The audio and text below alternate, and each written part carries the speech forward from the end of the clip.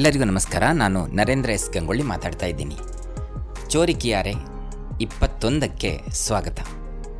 ಸುದ್ದಿ ಕದ್ದದ್ದೇ ಆದರೂ ಸತ್ಯದ್ದೇ. ನೀವು ಯೋಗ ಮಾಡುವುದು ಎಲ್ಲಿ? ಮನೆಯಲ್ಲ, ಉದ್ಯಾನವನದಲ್ಲ ಅಥವಾ ಯೋಗ ಕೇಂದ್ರದಲ್ಲ.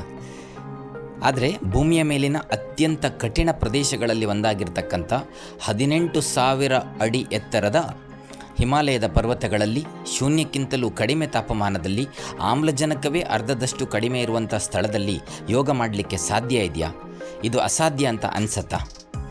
ಆದರೆ ನಿಮಗೆ ಗೊತ್ತಿರಲಿ, ವಿಶೇಷವಾಗಿ ಲಡಾಖ್ನಂಥ ಹಿಮಚ್ಛಾದಿತ ಪ್ರದೇಶಗಳಲ್ಲಿ ನಮ್ಮ ಹೆಮ್ಮೆಯ ಭಾರತೀಯ ಯೋಧರು ಮತ್ತು ಭದ್ರತಾ ಸಿಬ್ಬಂದಿ ಪ್ರತಿ ವರ್ಷ ಯೋಗ ದಿನಾಚರಣೆಯ ಸಂದರ್ಭದಲ್ಲಿ ಇಂತಹ ಸಾಹಸಮಯ ಯೋಗದ ಅಭ್ಯಾಸಗಳನ್ನು ನಡೆಸಿ ಜಗತ್ತಿನ ಗಮನ ಸೆಳೆಯುತ್ತಿದ್ದಾರೆ.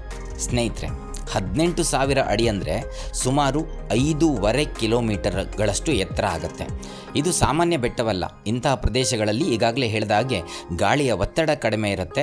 ಆಮ್ಲಜನಕದ ಪ್ರಮಾಣ ಸಮುದ್ರ ಮಟ್ಟಕ್ಕಿಂತ ಸುಮಾರು 40% ಕಡಿಮೆ ಇರ್ತದೆ. ಸ್ವಲ್ಪ ದೂರ ನಡೆದರೂ ಕೂಡ ಉಸಿರಾಟ ಹೆಚ್ಚಾಗ್ತಾ ಹೋಗ್ತದೆ. ತಲೆ ಸುತ್ತು, ದಣಿವು, ತಲೆನೋವು ಇವೆಲ್ಲ ಕೂಡ ಸಾಮಾನ್ಯ. ಅದಕ್ಕಾಗಿಯೇ ಹಿಮಾಲಯದ ಎತ್ತರ ಪ್ರದೇಶಗಳಿಗೆ ಹೋಗುವಂತಹ ಪ್ರವಾಸಿಗರು ಮೊದಲ ಕೆಲವು ದಿನ ಹೊಂದಿಕೊಳ್ಳಲು ಭಾಳಷ್ಟು ಸಮಯ ತೆಗೆದುಕೊಳ್ತಾರೆ. ಚಳಿಗಾಲದಲ್ಲಿ ಕೆಲವು ಪ್ರದೇಶಗಳಲ್ಲಿ ತಾಪಮಾನ 20 ಡಿಗ್ರಿ ಸೆಂಟಿಗ್ರೇಡ್ನಿಂದ 40 ಡಿಗ್ರಿ ಸೆಂಟಿಗ್ರೇಡ್ ತನಕ ಕೂಡ ಇಳಿಬಹುದು. ಅಂದರೆ ಒಂದು ಲೋಟ ನೀರನ್ನು ಹೊರಗೆ ಇಟ್ಟರೆ ಅದು ಕೆಲವೇ ನಿಮಿಷಗಳಲ್ಲಿ ಹಿಮ ಆಗಿಬಿಡತ್ತೆ. ಕೈಗವಸು ಇಲ್ಲದೆ ಕೆಲವು ನಿಮಿಷ ನಿಂತರೂ ಕೂಡ ನಿಮ್ಮ ಕೈಗಳೇ ಮರಗಟ್ಟಿ ಹೋಗ್ತವೆ. ಅಂತಹ ಪ್ರದೇಶದಲ್ಲಿ ಯೋಗ ಮಾಡುವುದಂದರೆ ಅದು ನಿಜಕ್ಕೂ ಆಶ್ಚರ್ಯದ ವಿಷಯ. ಆದರೆ ನಮ್ಮ ಯೋಧರು ಅಂತಹ ಆಶ್ಚರ್ಯವನ್ನು ಕೂಡ ಸಾಮಾನ್ಯವಾದ ವಿಷಯವನ್ನಾಗಿ ಮಾರ್ಪಡಿಸುವುದರಲ್ಲಿ ನಿಸ್ಸಿಮರು. ಯೋಧರು ಅಲ್ಲಿ ಯಾಕೆ ಯೋಗ ಮಾಡ್ತಾರೆ ಅಂತ ಕೇಳಿದರೆ ಇದು ಕೇವಲ ಪ್ರದರ್ಶನಕ್ಕಾಗಿ ಅಲ್ಲ. ಇದರ ಹಿಂದೆ ವೈಜ್ಞಾನಿಕ ಕಾರಣಗಳಿವೆ. ಯೋಗದ ಪ್ರಮುಖ ಅಂಶಗಳಲ್ಲಿ ಒಂದಾದ ಪ್ರಾಣಾಯಾಮ ಉಸಿರಾಟದ ಸಾಮರ್ಥ್ಯವನ್ನು ಹೆಚ್ಚಿಸುತ್ತದೆ. ಆಮ್ಲಜನಕ ಕಡಿಮೆ ಇರುವ ಪ್ರದೇಶಗಳಲ್ಲಿ ನಿಯಂತ್ರಿತ ಉಸಿರಾಟ ದೇಹಕ್ಕೆ ಹೊಂದಿಕೊಳ್ಳಲು ಸಹಾಯ ಮಾಡುತ್ತದೆ. ಅದೇ ರೀತಿ ಧ್ಯಾನ ಮತ್ತು ಯೋಗದ ಅಭ್ಯಾಸಗಳು ಮಾನಸಿಕ ಒತ್ತಡವನ್ನು ಕೂಡ ಕಡಿಮೆ ಮಾಡುತ್ತವೆ.